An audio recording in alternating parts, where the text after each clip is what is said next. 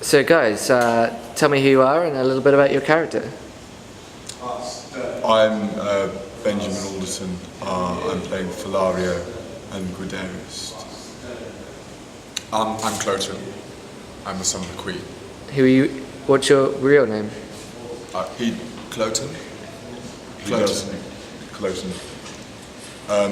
The son of the Queen. Cloten, formerly known as Matthew, doesn't drop character. He's from Strasbourg training. How have you found the process? Well, it's been very intensive. Like everything here at Drama Centre. I mean, well, I remember Ian saying once, Sir Ian, to you, said you give an ounce of your soul to the text and to Shakespeare. and that when you give that ounce, you know, it pays kilograms in return. You give an ounce of your soul and you get a gram. you get a gram of soul. Sometimes I feel like I give my whole soul to the character, which is difficult because you go home at the end of the day and you try to continue with a normal life, but you find that your soul is still with the character, and so making your beans on toast is just Soulless. it's soulless. But the minute you're back in the rehearsal room, you find that soul again, and you run with it. I mean, and I think that's in the meter. Actually, you find that in the meter of the verse and the iambic. How was seeing? I love and hate her, for she's fair and royal, and there's the soul. It's all in the rhythm. You can't go against the grain of the text, otherwise you kill it. It's you'd be doing Will a disservice, I think, to go against. These are not your words. These They're not. are the tunes. And yet they are.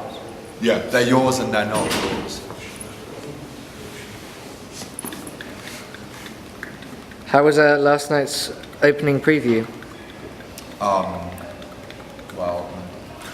Well, the chenospheric energy between us was very good. I think that once you have these energies colliding and you feed off one another, You throw the story around between meter. yourselves. Yeah. And when you're letting the words do the work. When you're working in and out of the text and you're letting these energies create free flow between you, then Free and bound. that's when you Free have and bound. free and bound. That's when you have Flexible and direct. Strong and light.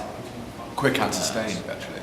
And that's really when it starts to... That's when you have dynamite. That's when it starts to crackle. Yeah, that's when you're cooking, That's and that's when when you have Shakespeare, and that is the only way to do it. And I like to imagine that when Shakespeare was writing, he didn't sit down and write, but the act of writing was a physical act. He just sat down with quill to paper and it was... Or he wrote there. it on the walls. Or whatever he could find. Yeah. The parchment, the wall, the stage, And I think that's what we're doing. We're rewriting his story on this stage, actually. By the end of the play, it's scribbled all over. But there's order in that chaos, isn't there? Yes, but it's also written on the souls of the audience. That's the most important thing. Etched into their being.